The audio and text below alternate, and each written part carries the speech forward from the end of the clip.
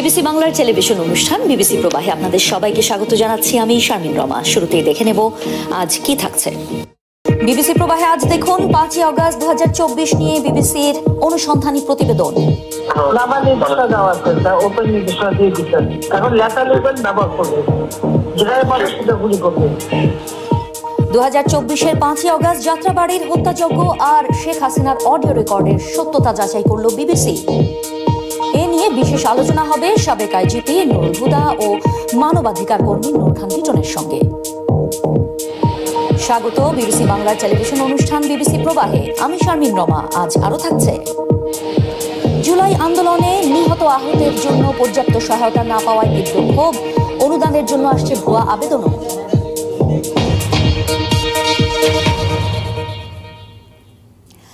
বাংলাদেশে গত বছর শিক্ষার্থীদের নেতৃত্বাধীন আন্দোলন দমনে প্রাণঘাতী অস্ত্র ব্যবহারের নির্দেশ তৎকালীন প্রধানমন্ত্রী শেখ হাসিনা নিজেই দিয়েছিলেন বলে তার কথোপকথনের ফাঁস হওয়া অডিও রেকর্ড থেকে জানা যাচ্ছে। গত মার্চে অনলাইনে ফাঁস হওয়া রেকর্ডিংটি বিবিসি যাচাই করেছে। দেখুন বিবিসি আই এবং বিবিসি বাংলার অনুসন্ধানী প্রতিবেদনের অংশবিশেষ। 2024 সালের 5ই আগস্ট ঢাকার যাত্রাবাড়ি। সরকারের পদত্যাগের দাবিতে আন্দোলন করা ব্যক্তিদের উপর গুলি চালাচ্ছে পুলিশ। ঢাকায় আন্দোলনের অন্যতম প্রধান কেন্দ্র ছিল যাত্রাবাড়ি। অপ্রকাশিত ভিডিও, পুলিশ ও প্রত্যক্ষদর্শীদের বক্তব্য বিশ্লেষণ করে বিবিসি দেখেছে, সেদিন যাত্রাবাড়িতে 50 জনেরও বেশি মানুষ নিহত হন, যা প্রাথমিকভাবে প্রকাশিত মৃত্যুর সংখ্যার চেয়ে অনেক বেশি। ঘটনাটি বাংলাদেশের ইতিহাসে পুলিশি সহিংসতার সবচেয়ে খারাপ দৃষ্টান্তগুলোর একটি। আন্দোলনকারীদের একজন মিরাজ। পুলিশ যখন গুলি শুরু করে, তরুণ এই শিক্ষার্থী তখন যাত্রাবাড়ি থানার সামনে ভিডিও ধারণ করছিলেন। এটি তার জীবনের শেষ মুহূর্ত, যা তার নিজের ক্যামেরাতেই ধরা পড়েছে। ক্ষোভ ছড়িয়ে পড়ার এক পর্যায়ে আন্দোলনকারীরা থানায় হামলা চালায়। পুলিশের অন্তত 6 জন সদস্য নিহত হন। যাওয়ার সাথে সাথে আমি দেখতে পাই যে কয়েকটা স্তূপের মধ্যে আমার বন্ধু পড়ে আছে।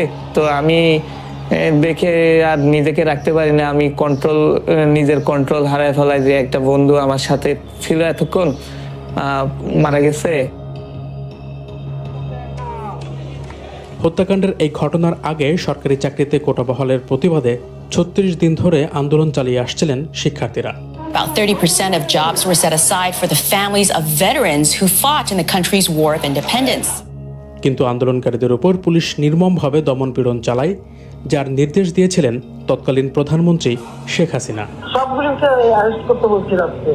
ফাঁস হওয়া এই অডিও রেকর্ড, যা বিবিসি যাচাই করেছে, সেখানে বিক্ষোভ দমনে প্রাণঘাতী অস্ত্র ব্যবহারের জন্য নিরাপত্তা বাহিনীকে নির্দেশ দিতে দেখা গেছে শেখ হাসিনাকে। তার বিরুদ্ধে চলমান মামলার ক্ষেত্রে রেকর্ডিংটি গুরুত্বপূর্ণ প্রমাণ বলে জানতে পেরেছে বিবিসি।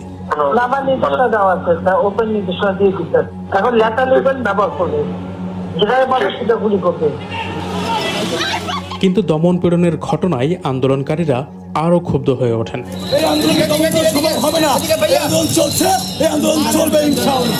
শেখ হাসিনার পদত্যাগের দাবিতে 5ই আগস্ট ঢাকামুখী পদযাত্রা শুরু করে আন্দোলনকারীরা।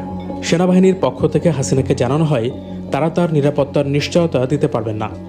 এরপর পালিয়ে যান Hasina. We are hearing that the Bangladesh Prime Minister has resigned and left the country.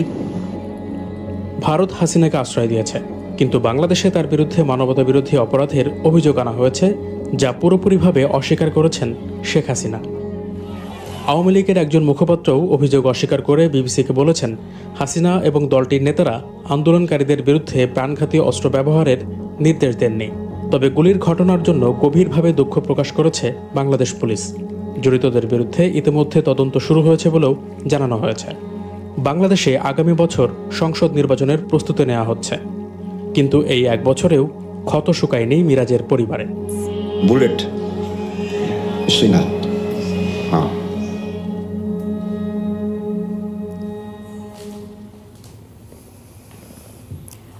বিবিসির এই পুরো প্রতিবেদনটি দেখতে পারেন বিবিসি বাংলা ইউটিউব চ্যানেলে। আজ স্টুডিওতে আমার সঙ্গে রয়েছেন মানবাধিকার কর্মী নূর খান লিটন এবং অনলাইনে যুক্ত আছেন সাবেক আইজিপি নুরুল হুদা। আপনাকে অনেক ধন্যবাদ জানাচ্ছি। আপনাকেও ধন্যবাদ বিবিসি প্রবাহে যোগ দেওয়ার জন্য। জনাব নুরুল হুদা, আমি শুরুতে আপনার কাছে আসি। বাংলাদেশে আইন শৃঙ্খলা বাহিনীকে ক্ষমতাসীন দলের ব্যবহার করা বা তাদের একটা হাতিয়ার হয়ে ওঠার নজির বিভিন্ন সময়ে আগেও আমরা দেখেছি। গত বছর আন্দোলন দমনের সময়ে দেখা গেছে নিরস্ত্রের ওপরে যেভাবে অতিরিক্ত বল প্রয়োগ করা হয়েছে। আপনি সাবেক আইজিপি, আইন শৃঙ্খলা বাহিনীর আসলে সেই সময়ে মানে অন্য কোনো অপশন বা বিকল্প কি ছিল না? বিকল্প নিশ্চয়ই ছিল, তবে সমস্যাটার গোড়ায় আমার মনে হয় যে সরকারের লেজিটিমেসির ঘাটতি, অর্থাৎ লফুলি ইলেক্টেড গভর্নমেন্ট ছিল কিনা সে সম্বন্ধে ব্যাপক সন্দেহ আছে এবং সেই জন্যই হয়তো সরকার মারমুখী হয়ে উঠেছে। আইন শৃঙ্খলা পরিস্থিতি এই ধরনের অবস্থাতে আপনি শক্তি প্রয়োগ করবেন যতখানি আপনার প্রয়োজন, আনুপাতিক। একটা প্রিন্সিপাল অফ প্রপোর্শনালিটি বলে একটা কথা আছে, তো সেইটার মাত্রা অতিক্রম করে গেছে এবং এইটা নিঃসন্দেহে বেআইনি আদেশ যে প্রাণঘাতী অস্ত্র ব্যবহার করতে হবে, মেরে ফেলতে হবে। তো সেরকম থ্রেট তো ছিল না যে সরকারি সম্পত্তির ব্যাপক ক্ষতি হচ্ছে বা ব্যক্তিগত সম্পত্তির বা ব্যক্তিগত মানুষের দৈহিক ক্ষতি হচ্ছে, অতএব অ্যাকশন নিতে হবে, এ ধরনের পরিস্থিতি ছিল না। আর মূল যেটা জিনিস পিছনে, যেটা একটা সরকারের গ্রহণযোগ্যতা, একটা আইনগতভাবে প্রতিষ্ঠিত অর্থাৎ রুল অফ ল যেখানে আছে এবং যেখানে তারা ন্যায্য ইলেকশনের মারফত হয়ে এসছেন, এই ধরনের একটা ঘাটতি ছিল না। তো ফলে সরকার ডেসপারেট হয়ে এই ধরনের ইনস্ট্রাকশনস দিয়েছে। তবে এ ধরনের ইনস্ট্রাকশনসকে যদি অমান্য করা হয় তাহলে সেটা আইনত কোনো রকমের অপরাধ হবে না। যাই হোক, কিন্তু আমাদের দেশে এখানে সরকার পুলিশ বাহিনীকে নিজস্ব বাহিনী মনে করে। অনেক আগের থেকেই এই কলোনিয়াল মাইন্ডসেট রয়ে গেছে যে সরকারি বাহিনী মানে আমার লাঠিয়াল বাহিনী এবং এই লাঠিয়াল বাহিনীকে আমি আমার খুশি মতো ব্যবহার করব, আইনের তোয়াক্কা না করে। সে তারই জন্যে আমরা বিগত বছরের 2024 সালের জুলাই এবং অগস্টে মাত্রাতিরিক্ত শক্তি প্রয়োগ দেখেছি এবং মাত্রাতিরিক্ত শক্তি প্রয়োগের জন্যই এই ধরনের ব্যাপক প্রাণের ক্ষতি হয়েছে। আমি একটু চিন্তাই করা যায়, একটা মুভমেন্টে 1000-এর বেশি লোক মারা যাওয়া এবং কয়েক হাজার ইনজিওর্ড হওয়া বাংলাদেশের কেন এই সাবকন্টিনেন্টের ইতিহাসেই বোধহয় নাই। আমি একটু নূর খান লিটন আপনার কাছে আসি। যে বিতর্ক আছে যে বাংলাদেশে ক্ষমতাসীনরা তাদের বিরুদ্ধে যায়, এরকম পরিস্থিতি রুখতে গেলে দমনপীড়ন নীতিটাকেই আসলে প্রয়োগ করাটাকে সহজ পন্থা হিসেবে মানে দেখে আসে, কিন্তু এতে যে মানবাধিকার লঙ্ঘনটা হচ্ছে সেটা কি তাহলে সরকারের নীতিতে মানে বিবেচনা আদৌ থাকছে না? দেখেন, আমি সাবেক আইজিপি মহোদয়ের সাথে সম্পূর্ণ একমত। যখন সরকারের বৈধতা থাকে না, সরকার যখন জনগণ দ্বারা নির্বাচিত হয় না, সরকার যখন জবরদস্তি করে ক্ষমতায় টিকে থাকতে চায়, ক্ষমতা ধরে রাখতে চায়, তখন সে একটা বলয় তৈরি করতে চায়, সে একটা গ্রুপ তৈরি করতে চায় যারা কিনা তাকে ক্ষমতায় থাকতে, ক্ষমতায় যেতে সাহায্য করবে এবং সেই ক্ষেত্রে ওই মানুষগুলোকে দিয়ে যা ইচ্ছা যথেচ্ছাচার তারা করতে পারবে। আজকে মাত্রাতিরিক্ত বল প্রয়োগ বা মারণাস্ত্র ব্যবহারের যে বিষয় আসছে এবং ক্ষণিক সময়, আপনি যদি গত 50 বছরে বাংলাদেশের রাজনীতির আন্দোলনগুলি খেয়াল করেন তাহলে যে মাত্রায় সেখানে সহিংসতা দেখা যায় তার চেয়ে অনেক কম মাত্রায় এখানে ছিল, কিন্তু তারপরও নির্বিচারে মানুষকে হত্যা করা হয়েছে, পঙ্গুত্ব বরণ করতে হয়েছে এবং মাত্র 15 দিন থেকে 20 দিনের মধ্যে 1000-এর বেশি মানুষের মৃত্যু। এই যে সংখ্যাটা, এইটা কল্পনাতীত। এবং দেখেন গুলিটার যেভাবে করা হয়েছে, একেবারে মাথা লক্ষ্য করে, বুক লক্ষ্য করে এবং হেলিকপ্টার দিয়ে, এবং সেই নির্দেশনা রাষ্ট্রের সর্বোচ্চ জায়গার থেকে যখন আসছে, প্রধানমন্ত্রী যখন নিজে নির্দেশনা দেন এবং এই নির্দেশনাগুলি বাস্তবায়নের জন্য তিনি যে চক্রটা তৈরি করেছিলেন, এই বিষয়গুলি আরও অনুসন্ধান হওয়া দরকার। এবং আমরা তো একটি জিনিস লক্ষ্য করেছি, শুধু যাত্রাবাড়ি না, যাত্রাবাড়ি একটা অনেক ধরনের বড় ঘটনা ঘটেছে। একদিনে 50-60 জনের মৃত্যুর ঘটনা শুধু যাত্রাবাড়ি মোড়ে হয়েছে। আমরা উত্তরায় দেখেছি, আমরা গাবতলীতে দেখেছি, আমরা মোহাম্মদপুরে দেখেছি। হেন জায়গা নাই ঢাকা শহরে যেখানে না ঘটেছে। আমরা আকাশপথে আক্রমণ দেখেছি এবং ঘরের ভিতর শিশুকে হত্যা করতে দেখেছি, হেলিকপ্টারের গুলিতে হত্যা হতে দেখেছি।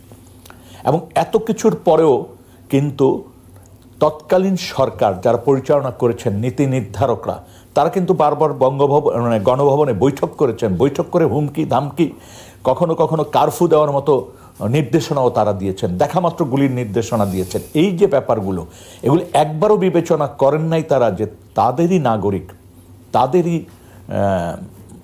ভোটার, তাদেরকে এই মাত্রায় হত্যার নির্দেশনা দেওয়া বা যে অবস্থায় সেটা রাজনৈতিকভাবে বিবেচনা না করে, মীমাংসা না করে, ব্যাপক মাত্রায় শক্তি প্রয়োগ করে এবং পুলিশকে, শুধু পুলিশ না, পুলিশ, বিডিআর, সেনাবাহিনী সবাইকে ব্যবহার করেছে। এবং মারণাস্ত্র ব্যবহারের নির্দেশনা যেই মুহূর্তটিতে তিনি দিয়েছেন, সেই মুহূর্তটিতে আসলে মারণাস্ত্র ব্যবহার করার জন্য কোনো রকম প্রয়োজন ছিল কিনা, যুদ্ধাস্ত্র ওই জায়গায় ব্যবহার করা যায় কিনা, আপনি অবাক হয়ে যাবেন। জাতিসংঘের যে সাজোয়া যানগুলো, সেগুলোকে পর্যন্ত এখানে নামানো হয়েছে। আমরা জানি যে সেই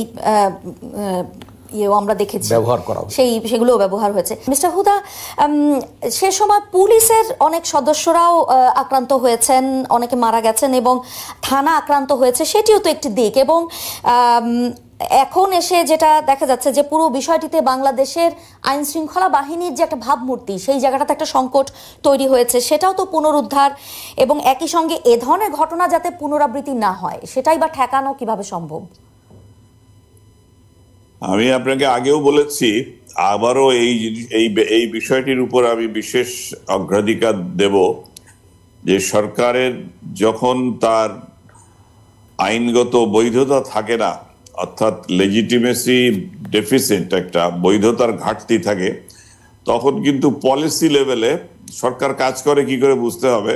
সরকারের সর্বোচ্চ পর্যায়ে পলিসি নির্ধারণ হয়, নীতি, সেই নীতি অনুযায়ী স্ট্র্যাটেজি হয়, কৌশল হয়, তারপরে আরো ডিটেলসে গেলে আর ট্যাকটিক্সে আসে আর কি।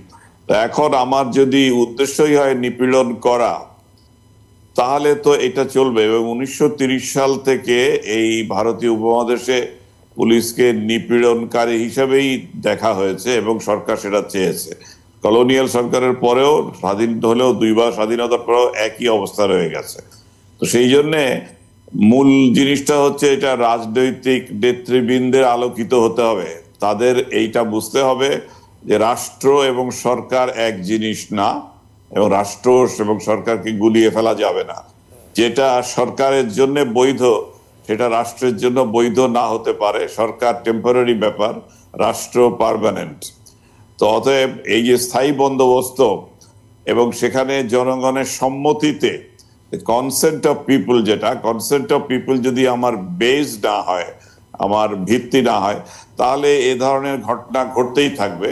তো এইবার এইটা ছিল অনেকদিন যাবৎ একটি দল ক্ষমতায় আছে এবং তার শেষের যে ইলেকশনস গুলো 2014, 18 এবং 24 পরপর 3টি নির্বাচনী প্রশ্নের মুখোমুখি।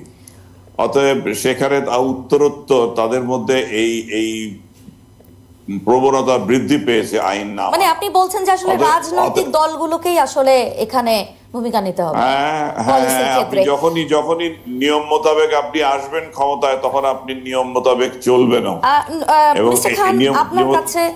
মিস্টার খান, আপনার কাছে কি মনে হয় যে এই যে ক্ষমতাসীন দলের রাজনৈতিক যে শক্তি আর হচ্ছে আইন শৃঙ্খলা রক্ষাকারী বাহিনীর অপব্যবহার যেটি ঘটছে, তো মানবাধিকার পরিস্থিতিতে একটা দীর্ঘমেয়াদী একটা প্রভাব ফেলে এবং আমরা দেখেছি যে আন্তর্জাতিক মহল থেকেও কিন্তু নানা ধরনের প্রতিক্রিয়া হয়েছে।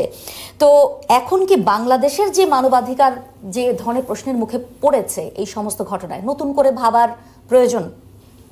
দেখেন, আমরা যদি একটু পিছিয়ে আলোচনায় যাই যে গত 3টি নির্বাচনের আগে পরে এবং এই পুরা সময়কাল ব্যাপী বাংলাদেশের মানবাধিকার পরিস্থিতিটা একটু যদি আমরা খেয়াল করি কেমন ছিল, তাহলে আমরা দেখব গুমের কালচার ছিল, ভয়ের পরিবেশ তৈরি করা ছিল, ক্রস ফায়ারের নামে মানুষকে ঠান্ডা মাথায় হত্যা করা ছিল, পায়ে গুলি করা ছিল, পঙ্গু করে ফেলা, এবং কোনো ধরনের যৌক্তিক প্রশ্ন সরকার গ্রহণ করছিল না। কেন?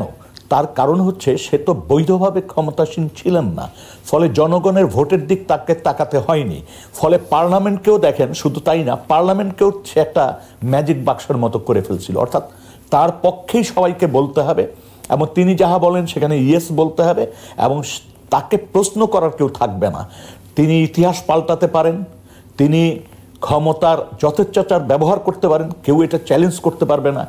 পার্লামেন্টারিয়ান পদ্ধতির মধ্য দিয়ে যেহেতু উনি নির্বাচিত, ওইভাবে নির্বাচনের মধ্য দিয়ে আসেনি, ওনার জনগণের মুখাপেক্ষী হতে হয়নি। 3টি নির্বাচন উনি কিছু পুলিশ, কিছু সেনাবাহিনী, কিছু এইটা সেটা দিয়ে, কিছু আপনার আমলা, এদেরকে দিয়েই কিন্তু 3টি নির্বাচন পার পেয়েছেন এবং লুটেরাদের বিভিন্ন ধরনের সুযোগ সুবিধা দিয়েছেন এবং লুটেরা তাদেরকে সেইভাবে অর্থনৈতিক সাপোর্ট দিয়েছেন। ফলে এখানে মানবাধিকার থাকলো কি থাকলো না, গণতন্ত্র থাকলো কি থাকলো না, ইনস্টিটিউশনগুলি পারফেক্টলি ফাংশন করলো কি করলো না, এইটা দেখার জন্য কোনো বিষয় ছিল না। আমরা বিষয়গুলো নিয়ে এবং রাষ্ট্র এবং সরকারকে তারা গুলিয়ে ফেলেছিলেন। ছাত্র জনতার আন্দোলনের বছরখানেক হয়ে এলেও নিহত এবং আহতদের সহায়তা পাওয়া নিয়ে বিতর্ক চলমান আছে। আহত নিহতের তালিকায় ভুয়া শনাক্ত হওয়ার ঘটনাও। 5ই আগস্টের পর গত 11 মাসে জুলাই আন্দোলনে ভুক্তভোগীরা কি সুবিধা পেয়েছেন, এখনো কেন ক্ষোভ, খোঁজ নিয়েছেন আবুল কালাম আজাদ। গাজীপুরের শ্রীপুর উপজেলায় জুলাই আন্দোলনে আহতদের তথ্য যাচাই বাছাইয়ের দায়িত্বে আছেন রায়হান। আন্দোলনে গুলিবিদ্ধ শাকিলের নথিপত্র দেখছিলেন তিনি। এই শাকিল 11 মাসেও কোনো সরকারি অর্থ সহায়তা পাননি, যার মেরুদণ্ডে এখনও বুলেটবিদ্ধ বের করা সম্ভব হয়নি। শাকিল অর্থ সহায়তা পায়নি, তার কারণ তার নাম সরকারি তালিকা বা গেজেটে ওঠেনি। অথচ রায়হানের কাছে তথ্য আছে যে অনেকেই মিথ্যা ঘোষণা দিয়ে আহত দাবি করে সুযোগ সুবিধা নিতে চাইছেন। অনেক ধরনের আবেদন আসে, ভুয়া আসে, আমরা সেগুলো অ্যাপ্রুভ করি না। শাকিলের চিকিৎসা হয়েছে সম্মিলিত সামরিক হাসপাতালে। 5ই আগস্ট একই দিনে আহত রায়হানের চিকিৎসা হয়েছে ঢাকার পঙ্গু হাসপাতালে। আন্দোলনে ভুয়া আহত হওয়ার দাবির ঘটনা শুরু থেকেই দেখছেন রায়হান। একই সাথে হাসপাতালে জুলাই আন্দোলনে আহতদের কর্মকাণ্ডেরও সমালোচনা করেন তিনি, কারণ 11 মাসেই পরিস্থিতি তার ভাষায় জুলাই যোদ্ধাদের জন্য বিব্রতকর। সর্বোপরি কথা হচ্ছে যে চক্ষু বিজ্ঞান institute, PG hospital, Dhaka medical এবং আমাদের পঙ্গু, এই হসপিটালগুলোতে বর্তমানে যারা আহত আছে, আমার মনে হয় মাত্র 2% লোক যারা হসপিটালে বেডে ভর্তি থাকার যোগ্য, বাকিগুলো সব ধৈর্যবান্ধা সেনাবাহিনী উচিত আমার মতো বাড়ি পাঠিয়ে দেওয়া। এটা খুবই জরুরি, নাহলে এরা যে ক্যান্টিন দখল করতেছে, এটা করতেছে, এটা করতেছে, এইভাবে বলে আমাদের ক্ষতি হচ্ছে, আমাদের নষ্ট হচ্ছে। হ্যাঁ, জুলাই যোদ্ধারা করতেছে, আহতরা করতেছে। এই হাসপাতালে অনিয়ম ও প্রভাব বিস্তারের যে অভিযোগ, তা নিয়ে কি বলছেন জুলাই আহতরা? আমরা চাচ্ছি কোনো দুর্নীতি না হোক। আমরা এই দুর্নীতির জন্য আমরা আন্দোলন করছি। এখন বৈষম্য, এখন এখানেই আবার বৈষম্য হয় আমাদের চোখের সামনে, দেখে আমরা দেখতে পারবো, যার জন্য আমাদের এই যে এক হাত ধরতে গেলে ইনজুরি। ঢাকার অর্থোপেডিক হাসপাতালে জুলাই আন্দোলনে আহত রোগীদের একটা বড় অংশের চিকিৎসা হয়েছে। হাসপাতাল কর্তৃপক্ষ জানাচ্ছে জরুরি বিভাগ এবং ভর্তি মিলিয়ে প্রায় 900 রোগী এখানে চিকিৎসা নিয়েছেন। এর মধ্যে 606 জন ছিলেন হাসপাতালের বেডে ভর্তি। এখনও এই 10টি বেডে জুলাই আন্দোলনের আহত রোগীরা চিকিৎসা নিচ্ছেন। পঙ্গু হাসপাতালে আহতরা একাধিকবার আলোচনায় এসেছেন আন্দোলন করে। চিকিৎসকরা জুলাই আন্দোলনে আহতদের বিষয়ে কথা বলতে চাইলে একটা অস্বস্তির মধ্যে পড়েন। দীর্ঘমেয়াদী এই হাসপাতালগুলোকে এত জরুরি প্রয়োজনের একটা জাতীয় প্রতিষ্ঠান, সারা দেশ থেকে রোগী আসে এবং তারা বিছানা পায় না অনেকেই। এরকম একটা জাতীয় প্রতিষ্ঠানকে একান্ত প্রয়োজন ছাড়া আপনার অকুপাই করা, এটিও আমার মনে হয় যুক্তিসঙ্গত হবে না। তা আমি সুস্থ হই নাই বলে যদি তার তো এমনও হবে স্থায়ী আপনার অক্ষমতা তৈরি হবে, তাহলে কি সে স্থায়ীভাবে হাসপাতালে থাকবে? বিষয়টা এরকম না। আহতদের দাবি এখান থেকে চলে গেলে তাদের কেউ খবর রাখে না। আহতদের পাশে সরকার বা জুলাই স্মৃতি ফাউন্ডেশন অগ্রণী ভূমিকা নিয়ে ঝাঁপিয়ে পড়ে সহায়তা করবে, তেমনটিও হয়নি বলে অভিযোগ। আমার কি 2 টাকা আছে যে চিকিৎসা করব? একটা বড়ি কিনে খাইতে গেলে আজকে 20 টাকা লাগবে, 20 টাকা উপার্জন করলে করবো, উপার্জন তো বন্ধ। তা আমি এই যে চিকিৎসা পাইতেছি না, আমি বাড়িতে চিকিৎসা পাবো, এটা গ্যারান্টি আপনি আমার কীভাবে দেবেন বলেন? আমি 11 মাস যদি আমার এখানে কেউ খোঁজ খবর নিতে পারে না, আমি বাড়িতে যাবো, আমার ওই সময় খোঁজটা কীটা নেবে? জুলাই আহতদের কেউ কেউ একাধিকবার সহায়তা পেয়েছে, আবার কেউ কেউ কিছুই পায়নি। এছাড়া জুলাই আহতদের যে সহায়তা করা হয়েছে সেটিও পর্যাপ্ত নয় বলে দাবি আন্দোলনে আহতদের। এখন আমি 5 থেকে 6 কেজি বা 3 থেকে 4 কেজি ওয়েটের জিনিস আমি হাত দিয়ে তুলে ধরে রাখতে পারি না। আমার নদী ভাঙন এলাকায় আমার বাবা মার যা সম্বল ছিল সেটাকে বিক্রি করে আমাকে ট্রিটমেন্ট করাতে হয়েছে, এখন পর্যন্ত সেটাই করাতে হচ্ছে। জুলাইদের জন্য যে মায়া কান্না সবার জন্য মানে হচ্ছে কিনা আমার মনে হয় না। ওই যারা ওই মানে সামনে আসতে পারতেছে ওরাই, যেমন আমি টাঙ্গাইল থেকে আসছি। জুলাই আন্দোলনে আহতদের একটা বড় অংশ সরকারি অর্থ সহায়তা এবং জুলাই ফাউন্ডেশনেরও অর্থ সহায়তা পেয়েছেন। এখন তাদের উন্নত চিকিৎসার চাহিদা, আরও সুবিধা, টাকা পয়সা এবং পুনর্বাসনের চাহিদা তৈরি হয়েছে। জুলাই আন্দোলনে আহতদের এই ক্ষোভ বিক্ষোভ থেকে মঙ্গলবার ফাউন্ডেশনের কার্যালয়ে হামলা চালিয়ে ভাঙচুরও করা হয়েছে। 110 কোটি টাকা যেটা ফর্মাল জায়গা থেকে পেয়েছি তার মধ্যে 110 কোটি টাকার উপরে আমরা অলরেডি ইতিমধ্যে বিতরণ করেছি। এর মধ্যে থেকে আমরা 806 জনকে যে 5 লক্ষ টাকা করে দেওয়ার কথা সেটা দিয়েছি। আরও পেপার রেডি হচ্ছে, বাকিদেরকেও দিব। এভাবে আমাদের যে 14,600 মতো যে আহত এনলিস্টেড আছেন তাদের মধ্যে থেকে আমরা 6,741 জনকে ইতিমধ্যে আমরা তাদের যে বিতরণ করেছি ক্যাটাগরি অনুযায়ী সেটা দিয়েছি। তারপরেও কিন্তু 8,000-এর উপরে 8,000-এর মতো আহত এখনও বাকি আছেন। এই 8,000-এর উপরে সবাইকে যদি আমরা শুধু প্রথম ধাপের 1 লক্ষ টাকা দিতে চাই তাহলে আমাদের লাগবে হলো 80 কোটি টাকা বা 87 কোটি টাকা। সরকারি হিসেবে এখন পর্যন্ত জুলাই আন্দোলনে আহত 75 জনকে উন্নত চিকিৎসার জন্য বিদেশে পাঠানো হয়েছে। জুলাই আন্দোলনে আহত নিহতদের জন্য সরকার বিভিন্ন সুযোগ সুবিধা দেওয়ার ঘোষণা দিয়েছে। এবছর বাজেটেও 405 কোটি টাকা বরাদ্দ রাখা হয়েছে। সরকারি সুবিধা পেতে আহত নিহতদের তালিকায় ভুয়া নাম ঢুকে পড়েছে। অনেকেই তালিকায় নাম লেখানোর চেষ্টা করছে। জুলাই ফাউন্ডেশন গেজেটভুক্ত অন্তত 40 জন আহত এবং 4 জন নিহত ব্যক্তির নাম পুনর্বিবেচনার জন্য সুপারিশ করেছে। সেই কারণে এখন ভুয়া বিষয়গুলো বেশি আসছে না বা আসছে বলে আমরা মনে করছি না, কারণ আমরা খুব কঠিন চেক দিয়ে এগুলোকে ভেরিফাই করছি। 5ই আগস্ট গুলিবিদ্ধ শাকিলকে সরকারি সহায়তার জন্য এখনও ঘুরতে হচ্ছে। বর্তমানে তিনি নিঃসঙ্গ, কারণ শাকিলের স্ত্রীও তাকে ছেড়ে চলে গেছে। মানে লাইফটা এলোমেলো হয়ে গেছে, আমার সংসারটা এলোমেলো হয়ে গেছে, সব কিছু শেষ, আমার সব শেষ। 5ই আগস্ট গুলিবিদ্ধ শাকিলের আর্থিক সংকট ও সমস্যা 10 মাস আগেই বিবিসি বাংলার একটি প্রতিবেদনে তুলে ধরা হয়েছিল। আবুল কালাম আজাদ, বিবিসি বাংলা। নূর খান লিটন, একদিকে সহায়তা না পাওয়ার জন্য ক্ষোভ, অন্যদিকে আবার ভুয়া শনাক্ত হচ্ছে তালিকাতে। শুরু থেকেই দেখা গেছে যে এই আহতদের চিকিৎসার বিষয়টা কতটা গুরুত্ব পাচ্ছে সেটা নিয়ে নানা ধরনের প্রশ্ন ছিল, যদিও সরকার নানা কার্যক্রম ঘোষণা করেছে। তাহলে সমস্যাটা কোথায়? দেখেন, শুরু থেকে যে জায়গাটাতে একটা বড় ধরনের গ্যাপ তৈরি হয়েছে সেটা হচ্ছে, আমরা সবাই জানি যে জুলাই এবং আগস্টের 5 তারিখ পর্যন্ত অনেকেই চিকিৎসা পাননি, হাসপাতাল থেকে ফিরিয়ে দেওয়া হয়েছে অথবা সাময়িক সময়ের জন্য হাসপাতালে ভর্তি হয়ে নিরাপত্তার জন্য বেরিয়ে আসতে হয়েছে। এবং শুরুতে যে কাজটাতে আমাদের দুর্বলতা ছিল সেটা হচ্ছে তাৎক্ষণিকভাবে সবচেয়ে অগ্রাধিকার দিয়ে নিহত এবং আহতদের যে তালিকাটা তৈরি করা এবং তাদের চিকিৎসাটা কোথায় কোথায় হবে এই জিনিসগুলি ঠিক করা। এই ক্ষেত্রে বারবার ঘোষণা দেওয়ার পরও কিন্তু কার্যকরভাবে সমন্বয়ের অভাব ছিল। ফলে দেখা গেছে যে ওই সময়কালের মধ্যে অনেক মৃত ব্যক্তির নামও আমরা দেখেছি, যেটা নিয়ে প্রশ্ন তোলা হয়েছে যে তারা এই আন্দোলনে তো শহীদ হননি, অন্য ঘটনায় তারা মৃত্যুবরণ করেছেন অথবা জীবিত আছেন তাকেও মৃত বলে চালিয়ে দেওয়া হয়েছে। এরকম ঘটনাও আমরা দেখি। সমাধানের উপায়টা কি? এখন সরকারকে এই বিষয়টাকে সবচেয়ে গুরুত্ব দিতে হবে, যাতে যেমন ধরেন দীর্ঘদিন ধরে পঙ্গু হাসপাতাল অকুপাই করে বসে থাকবে, এটা তো যৌক্তিক না। যদি তার চিকিৎসার যে সেবাটা সেটা যদি পঙ্গু হাসপাতালের বাইরে নেওয়া সম্ভব হয়, কারণ পঙ্গু হাসপাতালটা হচ্ছে অতীব গুরুত্বপূর্ণ রোগীদের জন্য। এখন যখন সাময়িককালের তার চিকিৎসার একটা পর্যায়ে চলে আসে তাকে ওখান থেকে ছেড়ে দিয়ে আবার অন্য লোককে সুযোগ দিতে হবে।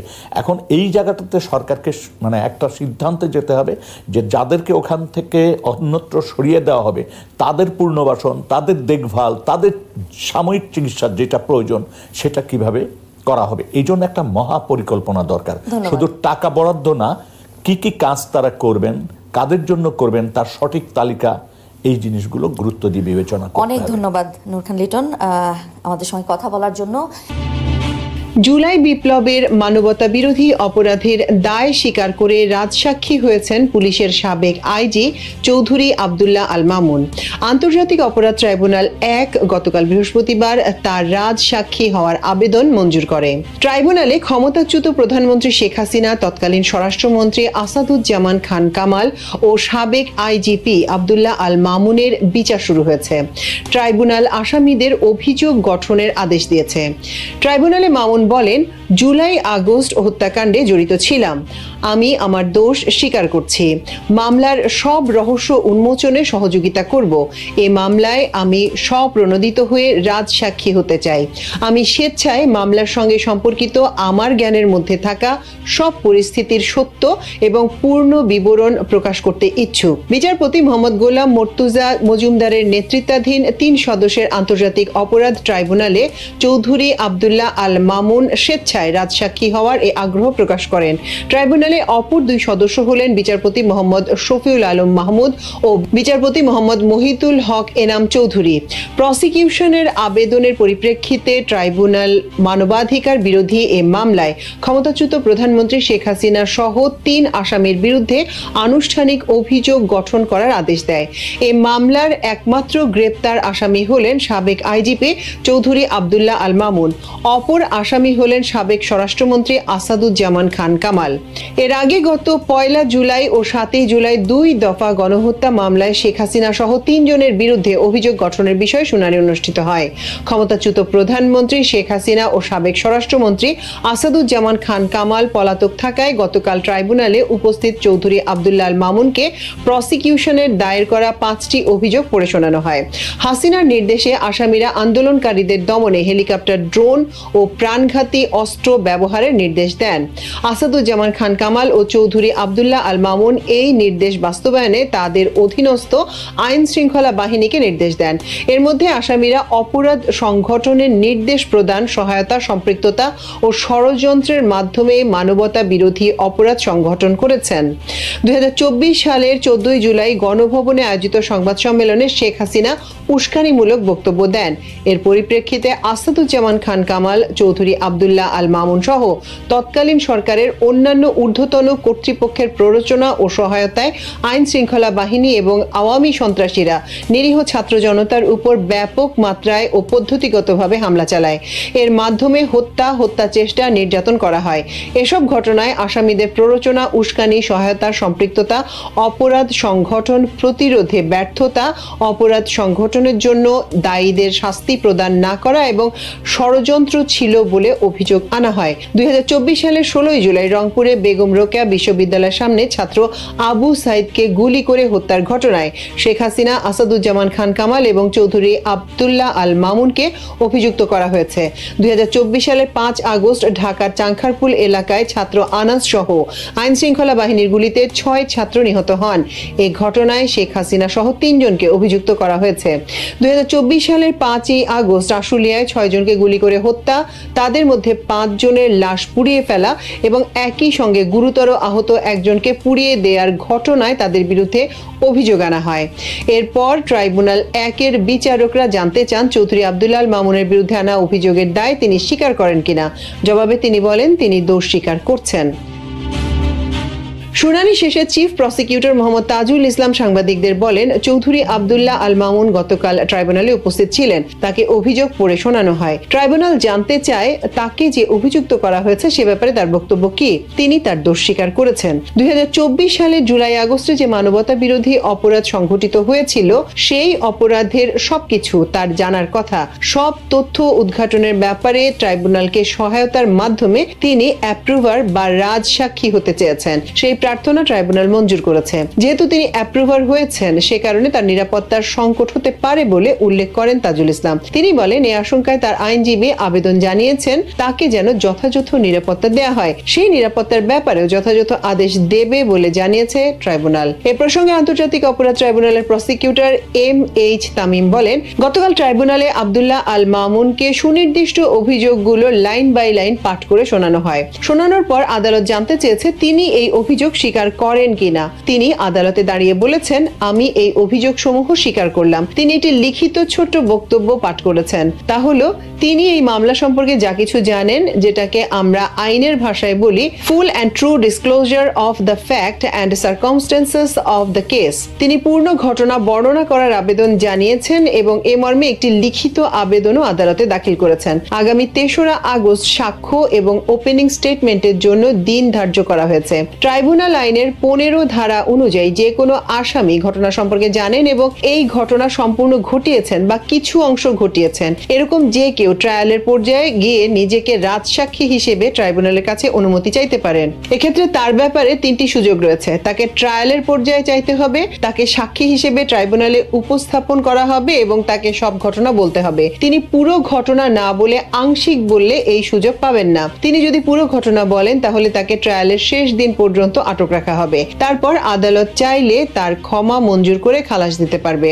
এটি এই ট্রাইব্যুনালের অধীনে এবারই প্রথম। 2010 সালে ট্রাইব্যুনাল গঠন হওয়ার পর থেকে রাজসাক্ষী এখনো পর্যন্ত কেউ এটা চাননি। জেলখানায় তাকে যেন একা রাখা হয় সেই আবেদন করলে আদালত সেটাও মঞ্জুর করেন। সংশ্লিষ্ট বিশ্বস্ত সূত্রে প্রকাশ, পুলিশের সাবেক আইজি চৌধুরী আব্দুল্লাহ আল মামুন সম্প্রতি ম্যাজিস্ট্রেটের কাছে 164 ধারায় স্বীকারোক্তিমূলক জবানবন্দি দিয়েছেন। জবানবন্দিতে আব্দুল্লাহ আল মামুন নিজের দোষ স্বীকার করার পাশাপাশি রাষ্ট্রীয়ভাবে অপরাধ সংগঠনে ক্ষমতাচ্যুত প্রধানমন্ত্রী শেখ হাসিনা ও তৎকালীন স্বরাষ্ট্রমন্ত্রী আসাদুজ্জামান খান কামালের নির্দেশের বিস্তারিত তুলে ধরেন। বিশেষ করে শেখ হাসিনা তার বিশ্বস্ত কয়েকজন পুলিশ কর্মকর্তাকে দিয়ে গণহত্যা, গুম, খুন, নাশকতা, বিরোধী মতের সভা সমাবেশ পণ্ড, গ্রেপ্তার, রাজনৈতিক প্রতিপক্ষের চরিত্র হনন ইত্যাদি অপরাধ করিয়েছেন বলে তার বিবরণ রয়েছে। 3 পৃষ্ঠার ওই জবানবন্দিতে 2013 সালের পর থেকে প্রতিটি নির্বাচনে কিভাবে পুলিশকে ব্যবহার করা হয়েছে, পুলিশের গ্রুপিং, পুলিশের গোপালগঞ্জ ফরিদপুর গ্রুপ, হিন্দু কর্মকর্তাদের প্রভাবশালী বলয়, পুলিশের চেইন অফ কমান্ড ধ্বংস করা,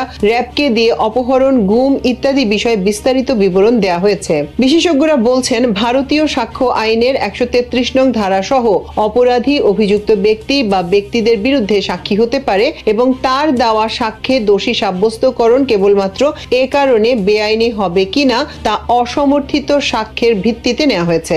সরকারি পক্ষের এই সাক্ষ্য দানকারী সহ অপরাধীকে প্রচলিত আইনের পরিভাষায় রাজসাক্ষী নামে অভিহিত করা হয়ে থাকে। এতে আরো বলা হয়, অপরাধী প্ররোচক বা জড়িত হিসেবে অপরাধের বিষয় বা প্রত্যেক সহ অপরাধীর বিষয় তার জ্ঞানের মধ্যে থাকা সব ঘটনা সম্পূর্ণ ও সত্য বিবরণ প্রকাশ করবে। এই শর্তে তাকে বিচারক ক্ষমার প্রস্তাব দিতে পারেন। ফৌজদারি মামলায় এই সুযোগপ্রাপ্ত অপরাধীকে রাজসাক্ষী বলা হয়ে থাকে।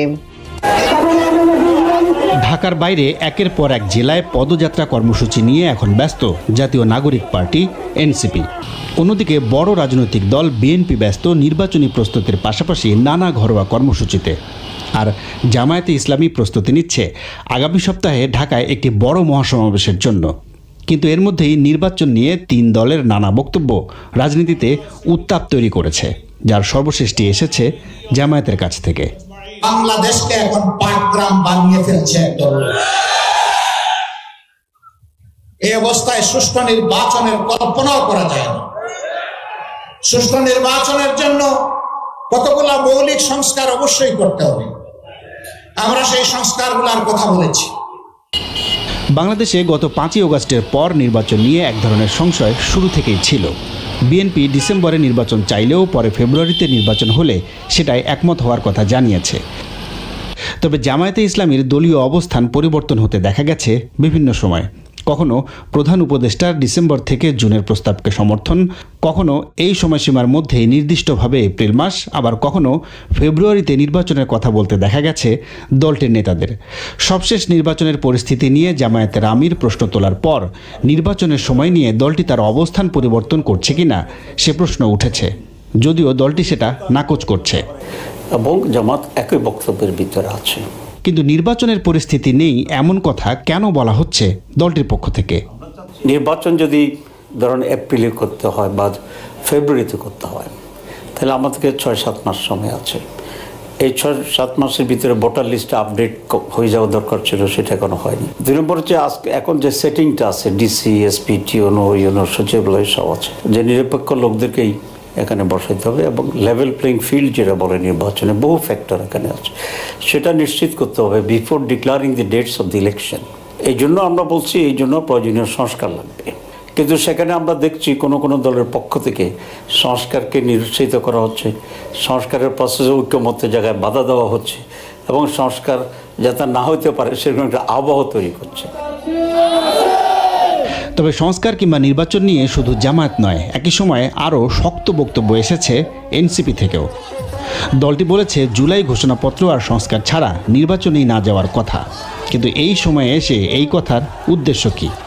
বাংলাদেশে নির্বাচন হতে দেওয়া হবে না এই কথা কিন্তু কোনো দল বলেনি, বরং যে কথাটা বলছে নির্বাচন হতে হবে এবং সেটা কিছু পরিবর্তনের মধ্য দিয়ে গিয়ে তারপরে হতে হবে, মৌলিক সংস্কার বাস্তবায়ন হওয়ার পরে হতে হবে।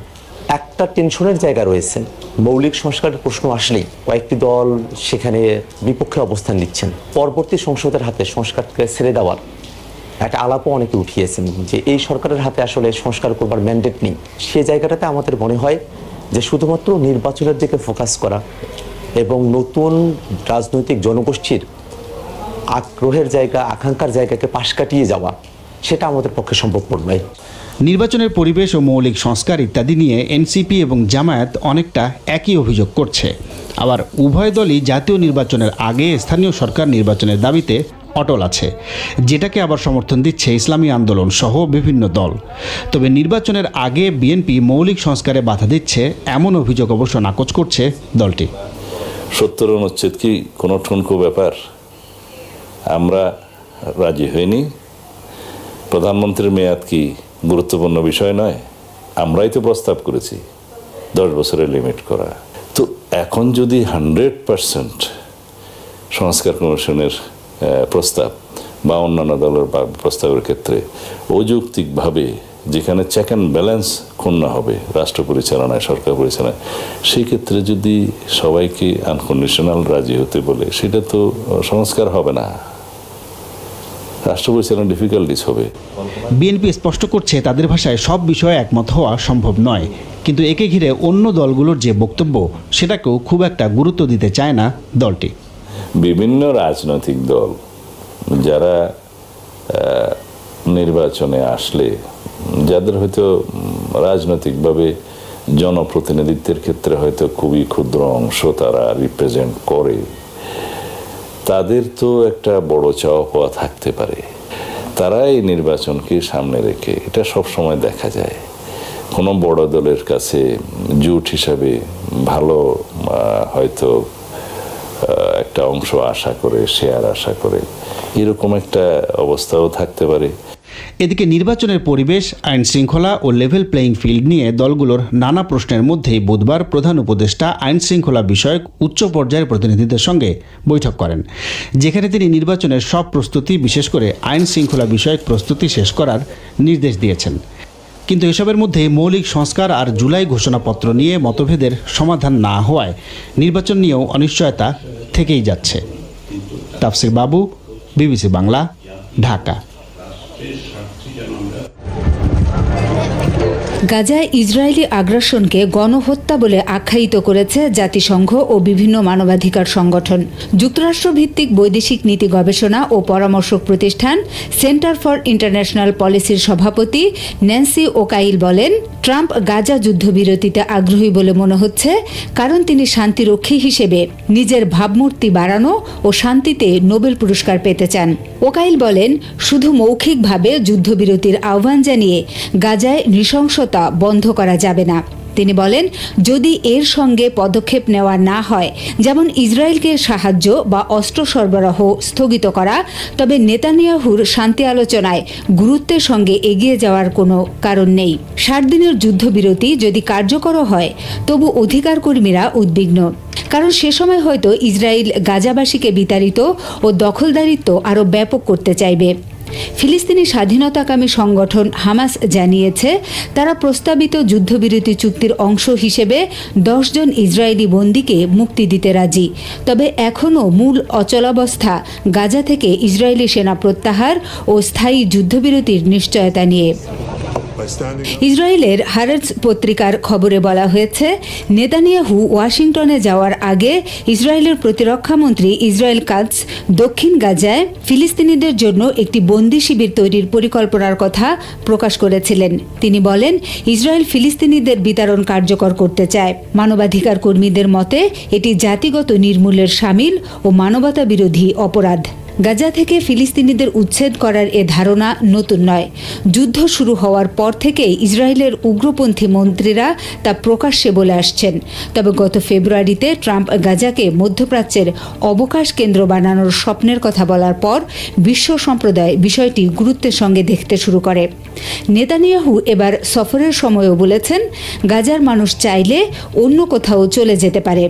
যদিও ট্রাম্প প্রশাসন এ সপ্তাহে গাজায় জাতিগত নির্মূলের পরিকল্পনার প্রতি প্রকাশ্যে সমর্থন জানায়নি, তবে হোয়াইট হাউস থেকে বক্তব্য এসেছে ফিলিস্তিনিদের আর গাজায় থাকার উপায় নেই। ট্রাম্পের মুখপাত্র ক্যারোলিন লেভিট সাংবাদিকদের বলেন, এ জায়গা এখন মানুষের বসবাসের অযোগ্য হয়ে পড়েছে এবং প্রেসিডেন্টের হৃদয় অনেক বড়। তিনি চান এটি একটি নিরাপদ ও সমৃদ্ধ অঞ্চল হোক, যেখানে পরিবারগুলো উন্নতি করতে পারে। তবে অধিকার কর্মীরা জোর দিয়ে বলেছেন, বোমা বর্ষণের মধ্যেও মৌলিক চাহিদা পূরণের সুযোগ না থাকা মানুষের থাকার কিংবা স্থান ত্যাগ করার স্বাধীন পছন্দ থাকতে পারে না। মার্কিন গবেষণা প্রতিষ্ঠান কুইন্স ইনস্টিটিউট ফর রেসপন্সিবল স্ট্রেটক্রাফটের রিসার্চ ফেলো অ্যানেল শেলিন বলেন, আন্তর্জাতিক সম্প্রদায়ের আশঙ্কা ট্রাম্প ও নেতানিয়াহু গাজায় জাতিগত নির্মূল ও সেখানকার বাসিন্দাদের অন্যত্র স্থানান্তর করার কাজ করছেন। শেলিন আরও বলেন, অনেকেই ধারণা করেছিলেন হয়তো ইরানের বিরুদ্ধে যুদ্ধে ইসরায়েলকে সহায়তার বিনিময়ে গাজায় যুদ্ধবিরতির জন্য ট্রাম্প ইসরায়েলের ওপর চাপ প্রয়োগ করবেন। কিন্তু দেখা যাচ্ছে তিনি যুদ্ধবিরতির বিনিময়ে গাজাবাসীকে জোর করে বিতাড়িত করতে চাইছেন। ওকাইল বলেন, বোমা বর্ষণ ও অনাহারের হুমকিতে মানুষকে গাজা ছাড়তে বাধ্য করার মানে তাদের বন্দুকের মুখে তাড়িয়ে দেওয়া। তিনি বলেন, যুদ্ধবিরতির নামে যদি দখলদারি বাড়ানো ও জাতিগত নির্মূলই হয় তাদের উদ্দেশ্য, তবে তারা আদৌ কোনো যুদ্ধবিরতি চায় না, বরং সেটি ধ্বংস করতে চায়। সবাইকে শুভকামনা জানিয়ে আমি শারমিন রমাজ এখানে বিদায় নিচ্ছি। ভালো থাকবেন।